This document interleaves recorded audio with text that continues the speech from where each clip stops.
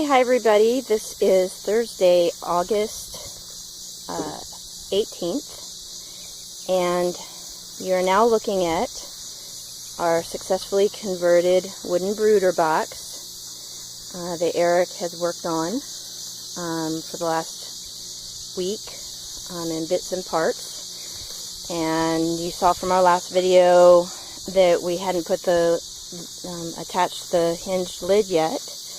Well, he's done that. We still need to put on the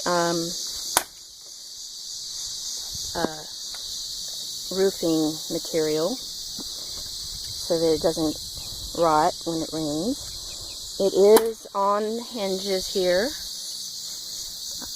Let's see if you can see underneath there. There's a piece of lumber, and then this piece just covering it. We're going to put latches on it eventually. Here they are. They spent their first night, last night, successfully out here. They're going to want to come up. I'll show you that more when we get them out. Want them out? Not yet. And then we cut a hole in the wire for the door. Do you want to show it off here? And then Eric constructed a quick frame inside the coop here, and a door, a gate, which, how long did this door take Eric? About an hour just to make this frame with the hinges on it. He had a little bit of issues with the smaller hinges going on the frame because the ground isn't level, but he managed to get it on, and one piece here ended up in a knot, so we may have to redo that.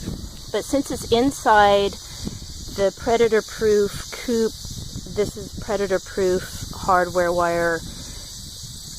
This wiring was cheaper, just chicken wire, since the only purpose is to keep the two groups of chickens separated temporarily inside.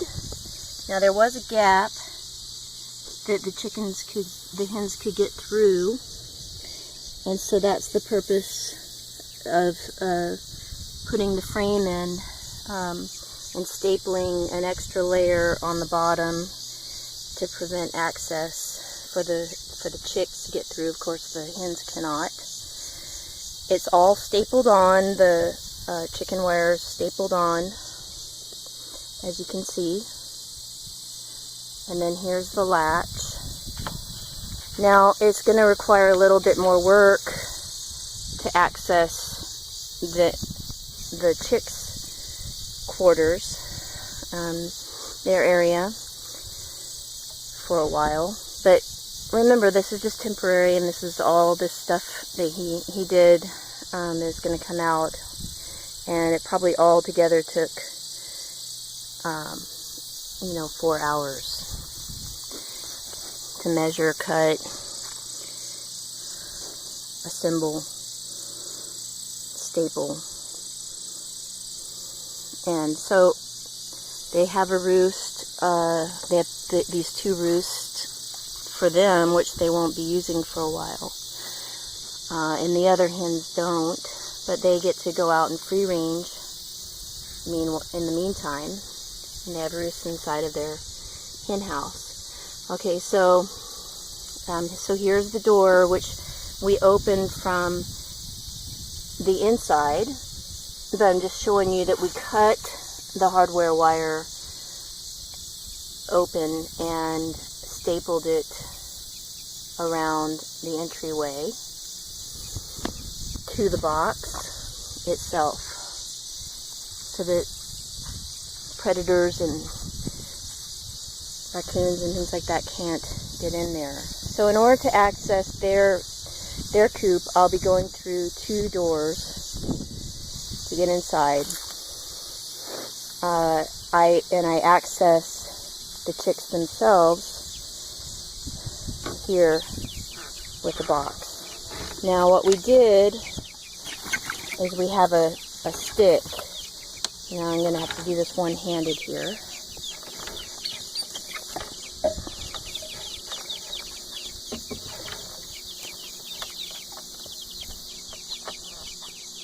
Use the end of a shovel or rake. Oops! Now they're coming out. Come on, get back in. I'm going to open up the door and shoo them out.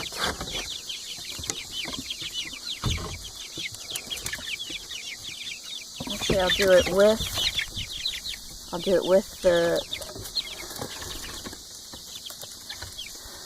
the door. And just sort of herd them toward the opening.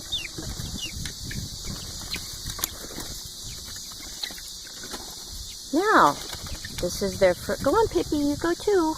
Bye, Pippi. Go on, it's okay. Good girl. Alright, now I can leave the door outside, I suppose. And then we decided not to do hinges for right now, just so that we can get it done faster and not have to go and mess around with that hardware. Okay, set that back in there.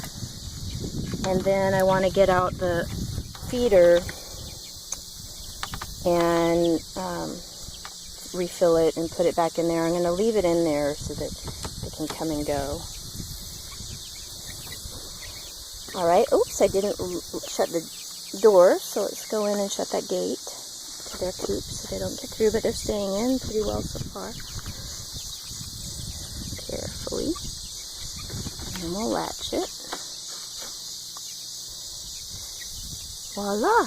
Now they have a little bit of food out here, which I'm going to have to get them another, I'm going to have to get another set of water and feeders for out here. And look, they just love to fly once they're outside. So it's really wonderful. Now here's the top, in case you're wondering about the top. Looks beautiful, Eric. That's all right. Very, very good job. Good project that you came up with, and a good solution to separate the two flocks until they get accustomed to one another. And then once they are used to seeing each other in the coop, then I'm going to start letting them free range outside together under observation and see how they do. Maybe small groups at a time, and see how the two groups get along. And I'll have more of the babies in a group to flock together than the 4. So I might have, 6 or 8 at a time. And well, you'll have to stay tuned to see how it goes. So there was no lighting out here last night. They used their own body heat, and today it's a warm, humid day. I would guess that it's in the high 80s and maybe the low 90s. The gentle breeze and sun. Clear skies for the most part. And they have shade, partial shade and partial sun from the tree. So it's really quite a good setup for them. And again, there's the paver blocks. You can see that it's sitting upon. And for now we are, since we don't have the latches yet, we've been putting something heavy on top, such as this old wheelbarrow. That's what we did last night. And we kept the food and water in throughout the night since they are babies, and they always need access to food and water. So we'll be doing that for a while. And once Eric gets the roofing material on top, then I think that we'll be finished. Right, Eric? Will there be anything left to do after this? Besides the latches? Not really. Yeah, I think we're done. This one can be disconnected and used inside again if we have baby chicks again. Right, that's the great thing about this brooder box conversion is we can reuse it. It has a dual purpose. And then when we're not using it, I've stored hay inside of there in the winter, and it has also served as a place to bring in a quarantine hen that wasn't doing very well. Polly it was. She's getting picked on and started to get sick in the winter and wasn't laying eggs, so we brought her in with a brooder light, and she stayed in the garage in that brooder box for about 2 months, and then she got much better and started laying eggs, and then we brought her back to the flock, and she successfully rejoined the flock and has been doing well ever since, until she got that, whatever the encounter was something that broke her feathers and injured her eye and her feet and stuff. So she's recovering right now. And then the hens right now are out free ranging around, and we checked on Polly. She's doing all right. But at this point, I may bring them back, because I like to keep them in the coop until they're done laying, because I found that we were getting fewer eggs when we just let them out early in the morning. They wouldn't come back and lay their eggs. Let me go on in here and we'll just watch the chicks for a little while in their new enclosure.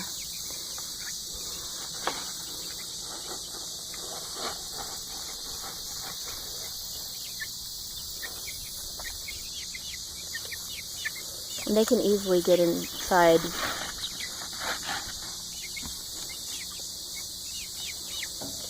They're liking their fresh water. Now they're all grouped over here in the corner. Who knows why? There's the brown ones there, or the 3 Speckled Sussex, and there goes Pippi. There she is over by the water. And it looks like she's doing very well. Very well. Good job, Pippi.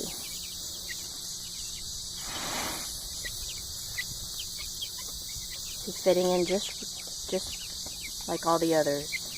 That's exactly the outcome we were hoping for. She's still a little bit smaller. She's getting bigger and stronger as each day goes by. It'll be interesting to see if she eventually gains full size like the other 2 Speckled Sussex, or if she'll remain small in the runt of the bunch. But she's got a big spirit, so she's like a Chihuahua. She doesn't really seem to comprehend that she isn't as big as the others.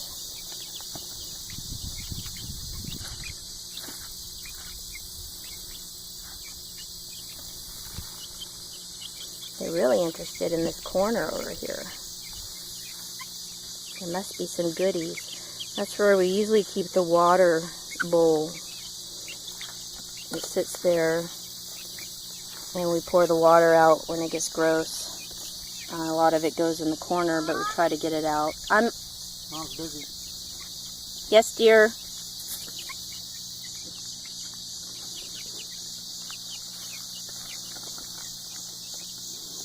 Alright, so we'll just watch the hens until, the pullets, until the video runs out. See them enjoying their new digs.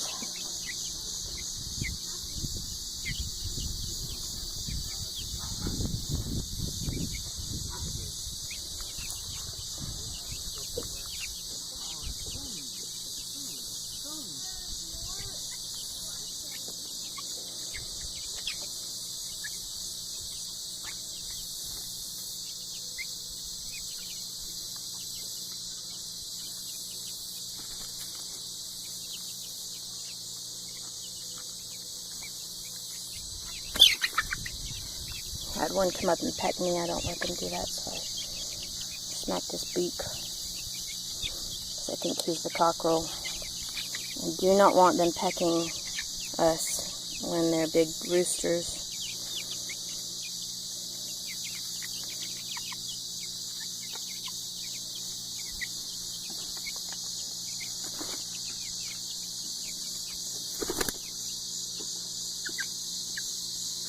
There's Pippi on the right.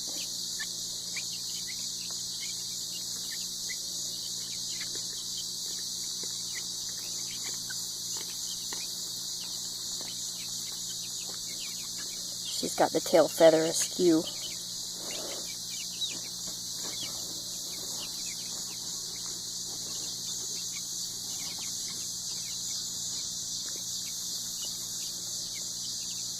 They're happy to get out of their box. It's starting to get kind of warm in there on a hot day.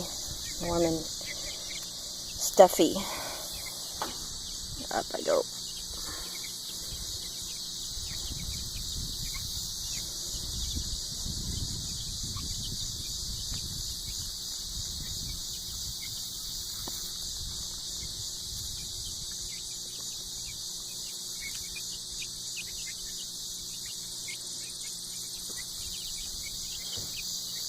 What are you guys doing in there?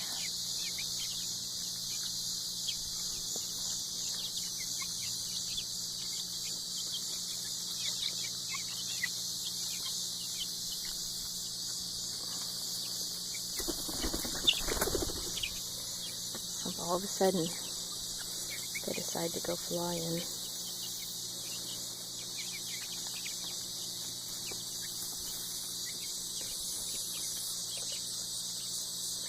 Yeah, this is great. Alright, we'll talk to you later. Oh, and just we're almost done with the roof here. It's very close. So next time we come back, you'll see everything be completely finished.